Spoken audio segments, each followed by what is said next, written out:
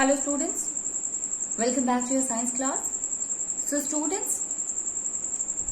Student, in the previous class in this chapter, that is force and laws of motion, we were talking about momentum. What is momentum? Momentum is basically it involves the mass into velocity. Mass into velocity. So if mass of an object is more, as well as if the velocity is more, then the momentum will be large. Or any of the quantity, either mass of an object or the velocity of the object is large, then momentum will also be large. Basically, mass, it never remain constant, so obviously it totally depends. Mass is always constant. It means whatever the value of the mass will be, it will always remains the same of a particular object. So basically depend upon the on the velocity. Now, if suppose we want to make a graph between momentum and mass, or momentum and velocity, what kind of a graph that we will get, students? So you see that if we will make a graph, this is of velocity, an object which is moving with a different velocity, at that time what will be the momentum?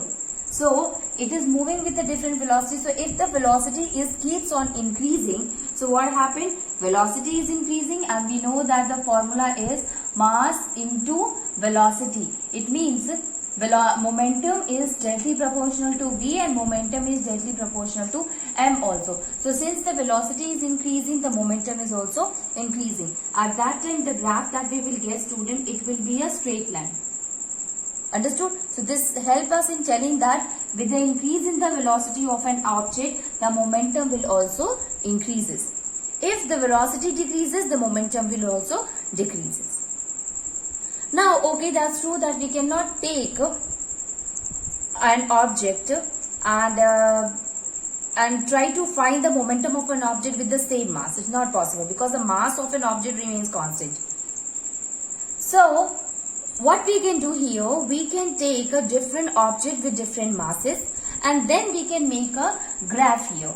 So if we are forming a graph, P is directly proportional to M, P is directly proportional to V, P is equal to MV. This is the momentum. Now you see here, if we are making a graph here, this is mass and this is the momentum. Now taking a mass of a different objects, if we are taking the objects in which the mass keeps on increasing, we have taken the different types of object. Here the mass is increasing, or at that time what will be the momentum? It means if an object is having more mass, then the momentum will be more, and if an object is having less mass, so the momentum will be less. So we can say here that if mass of the different object is increasing, or if the mass is large, then momentum will also be large, and if mass is small, then the momentum exerted, that will also be small. So this is how we will get the two straight line if we will going to make a graph between momentum and velocity, or momentum and mass. Okay, students? So this is how we can say that the momentum depend upon the mass as well as velocity. A lot of a question will be asked related to momentum. Now we have also seen the SI unit. SI unit is what? That is kg meter per second. So kg is the SI unit of kilogram, and velocity is of meter per second. So we can find the SI unit. So whenever you will write the value for momentum, always write the unit in kg meter per second. Now, let us try to understand the second law.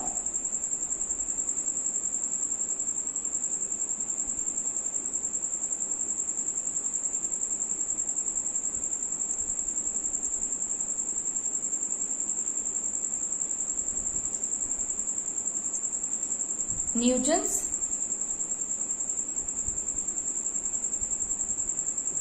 second law of motion. Newton's second law of motion. So you see, students, if two objects are there, one is heavy and one is lighter one, and we are applying same force on both the objects, then what do you find? What kind of a change will be there in the velocity? We will find that the object which is lighter, that will have a high velocity. We have taken two objects of a different mass, but we are applying a force, that is same force, equal force is applied in both the objects. Then we will find that the object which is having which is having the less mass, or which is lighter object, that will move fast, that is having the higher velocity. But when we find the momentum, we find that the momentum is also same in both of them. So this is how we will get the relationship between the momentum and the force. And this relationship was explained by Newton's second law of motion. So according to Newton's second law of motion, the rate of change of momentum is directly proportional to force applied, and this change will take place in the direction of the force. So the rate of change of momentum, the rate of change of momentum of a body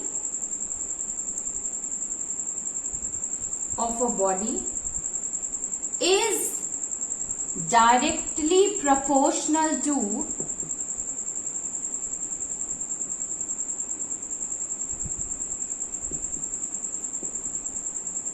the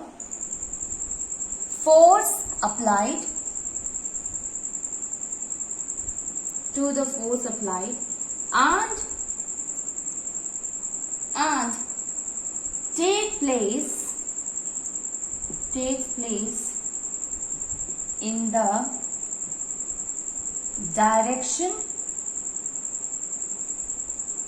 direction in which the force acts.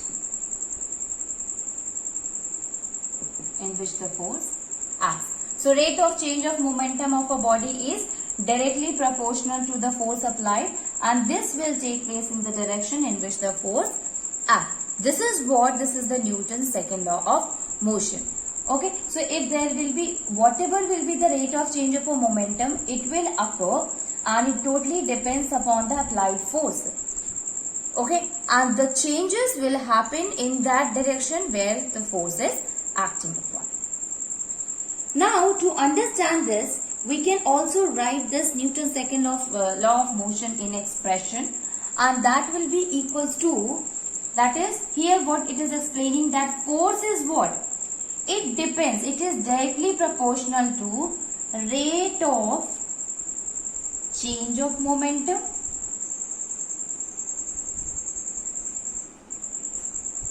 right? This is what? This is the Newton's second law of motion. Force, rate of change of momentum of a body is directly proportional to the force applied.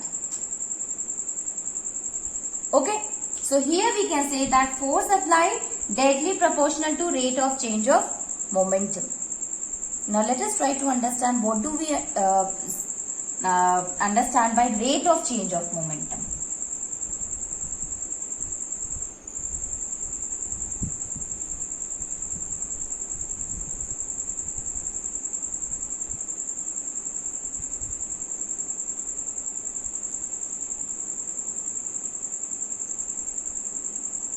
So here, rate of change of momentum, in which rate there is a change in momentum is happening. So rate is what? It is actually talking about the change in momentum per unit time. How much time it is taking to show the change? It means how much time it taken so that the momentum has changed from the initial momentum to the final momentum. That is what? That is the rate of change in momentum. So we can also write it as force is directly proportional to change in momentum per unit time. So if change in momentum happened, how much time it has taken to show this change, that is directly proportional to applied force. That is why it says that force is directly proportional to rate of change of momentum. Okay, so now we will try to understand this concept with the help of an example. So for that, suppose a body is there and this body is moving. Consider a body having mass m, moving with the velocity u, with the velocity u. So this is what? This is its initial velocity. So the initial momentum of the body will be mass into, we know that P is equals to mass into velocity. So velocity will be u. So P will be equals to mu. This is what? This is the initial momentum, students. Okay. So initial momentum will be equals to mu. Now what happened? Suppose a force is acting on a body and that force is equals to F, and due to which when the force is applied there is a change in the velocity happens. Okay. Now this change in velocity will also causes the change in the momentum, and this time momentum got changed to other value.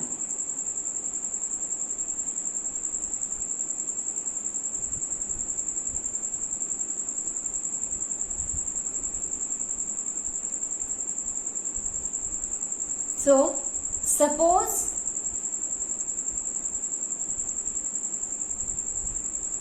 a force F is acting on the body and the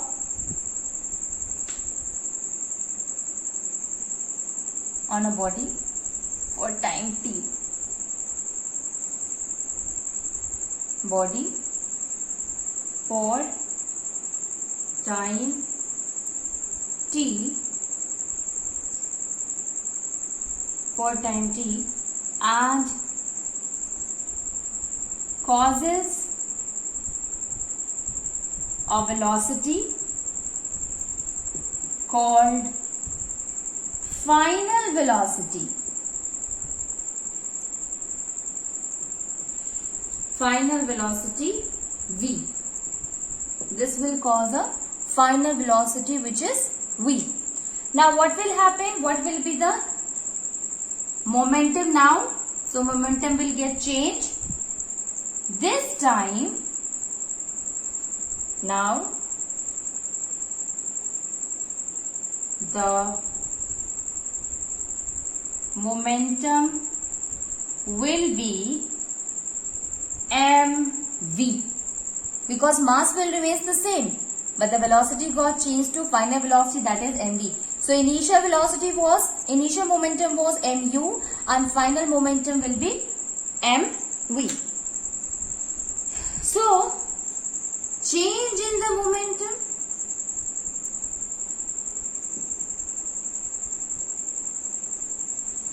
how we see the change in the velocity, that is initial and final velocity. So it will be final momentum minus initial momentum. So change in momentum will be final momentum minus initial momentum. Time taken, we know that is t. So using this values we can put it in the formula that we have seen just now.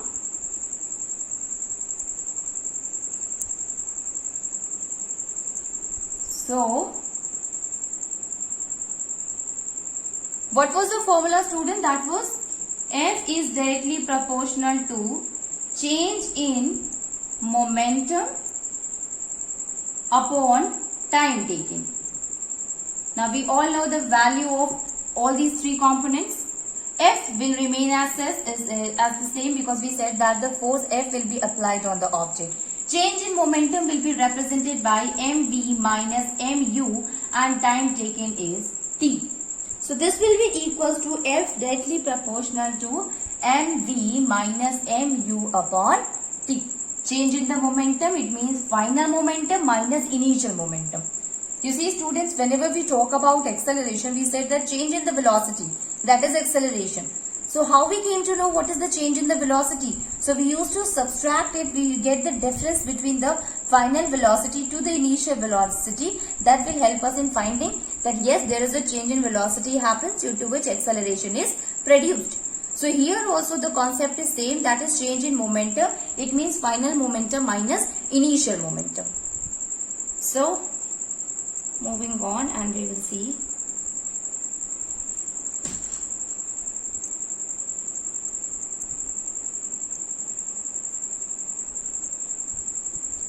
Now you see here students.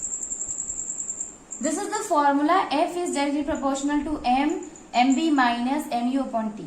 Now we can also write it like F is directly proportional to m because m is in both mv minus mu. So we will take a common here m v minus u upon t, or we know that according to this first equation of motion, that is v is equals to u plus at, or v minus u is equals to at, or v minus u upon t is equals to a.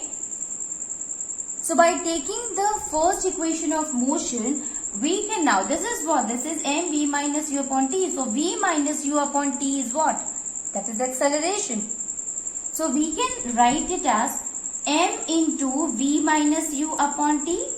You know that this will also remain the same because this t will going to multiply. When it will multiply, it will remain as a denominator only. Okay. So m minus v upon t. Now v minus u upon t will be equals to m is directly proportional, f is directly proportional to m into e. Right? And this we get it from the first equation of motion that we have studied in the first chapter of physics. V is equals to u plus at. Rearranging it, we will get the v minus u upon t, that is equals to acceleration. So from this, we came to a conclusion of a new relationship of that force, that here it is a relationship between the force and acceleration which is directly proportional to each other. So we can now write it like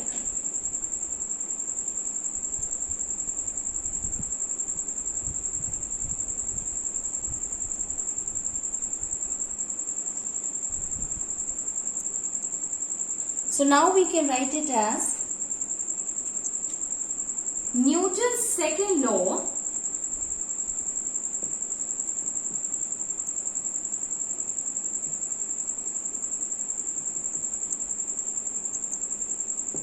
gives a relationship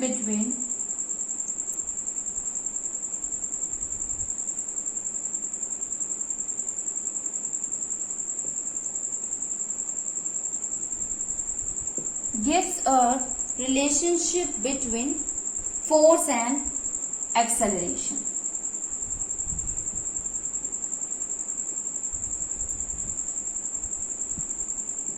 Gives a relationship between force and acceleration. So when a force acts on a body, it will produces the acceleration.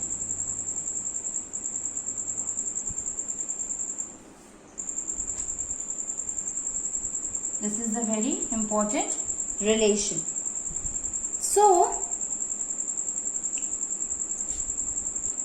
now here this one we can write it F is directly proportional to m into a.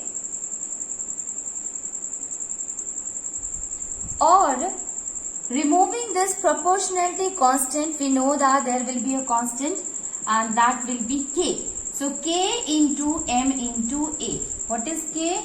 K is a constant. Okay, it is a constant.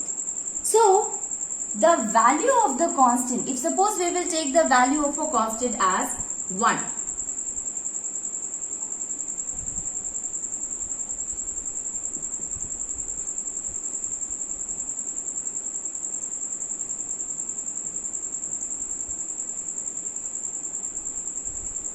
Then the above equation will be equals to f is equals to 1 into m into a, or f will be equals to m into a. Okay, f will be equals to m into a. This is also the Newton's second law of motion. This is a very important relation between that of the force and acceleration. So this relation help us in telling that if a force is acting on an object, it will produces the acceleration. More will be the force, more will be the acceleration produced here. Okay, so this is the Newton's second law of motion, student. Now moving on, and we will see the same equation and rearrange them and find the relationship between acceleration and force and acceleration and mass.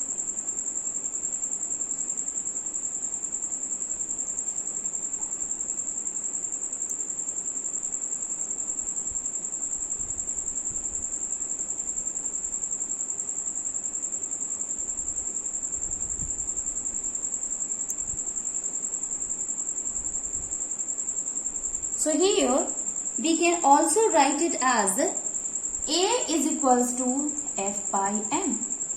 This F will goes to this side. F is equals to what? M into A. So when this M goes to the numerator portion, this will be become A is equals to F by M. So we can write here A is equals to F by M. Now by this we came to a relation here. That is A is what? It is equals to F. It means acceleration A is directly proportional to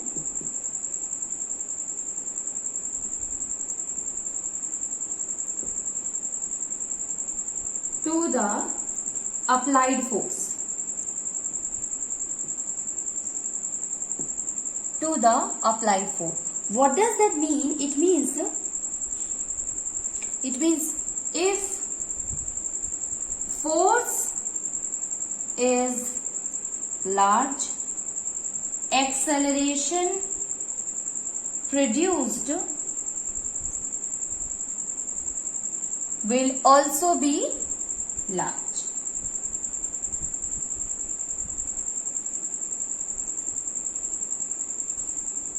That is why it is what? It is directly proportional to that of the applied force.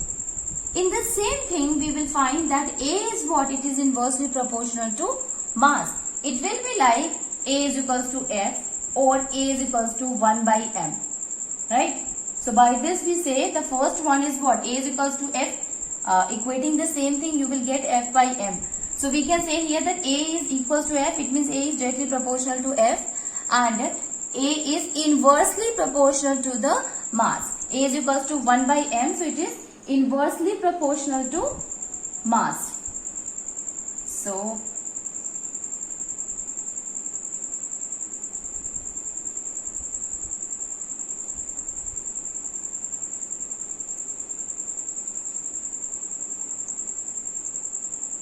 So acceleration produced is inversely proportional to the mass of the body. What does that mean? That if the mass of the body is doubled, then acceleration will be halved. then acceleration will be half. And if the mass of the body is halved, then acceleration will be doubled. So you see, student, that since it is inversely proportional to the mass, so if mass will be less, acceleration will be more. If acceleration will be less, mass will be more. That is why it is said that if mass of the body is double, then acceleration will be just half of it. It will be lesser than that of the mass because it is inversely proportional to it. And if the mass is half, then the acceleration will be double. That is why it is said that when we apply the force on an object the lighter object will produces more velocity, although the force will be the same. So if the more acceleration will be there, more force will be there, but if the mass will be less, so acceleration produced will be more. Understood? So this is how we can say the relationship between the force and the acceleration. Now let us see that what will be the SI unit. We know that the force, because here we are actually saying that this relationship is like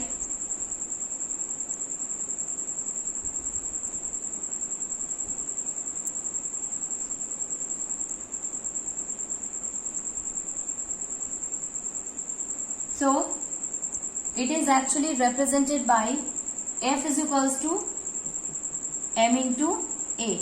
So the force is what? SI unit of force is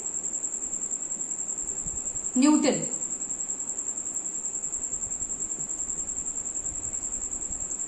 Which is denoted by N, capital N.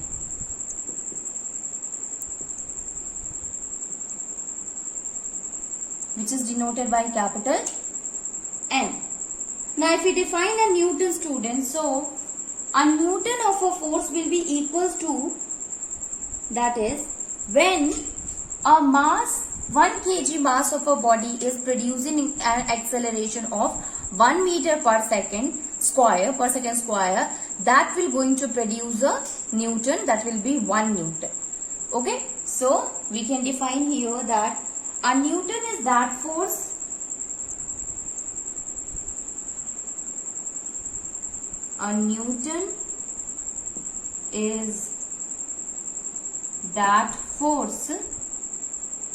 it is that force which when acting on a body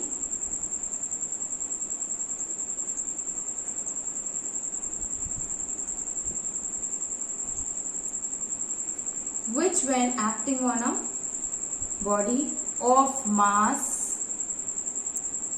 1 kg produces an acceleration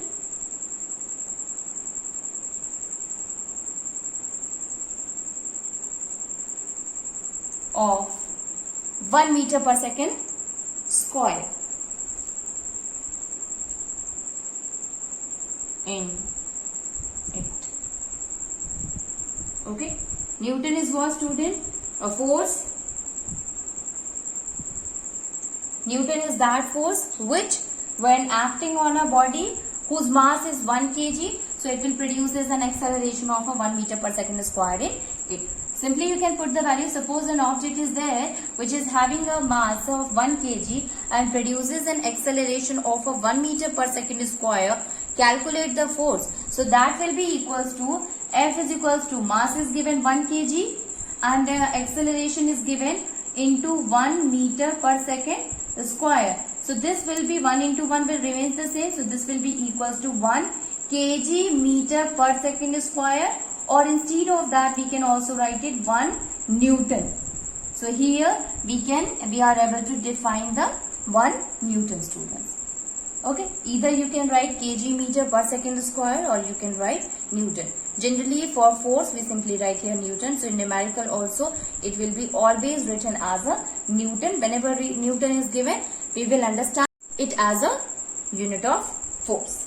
Okay, so this is about the force. So suppose if the acceleration will be 0, means if there is no change in velocity happens, student, acceleration will be 0. And if acceleration will be 0, at that time we can say that body is at a rest position. It means no force is applied to it to change its velocity. Mass will remain the same, mass will never be 0. Okay.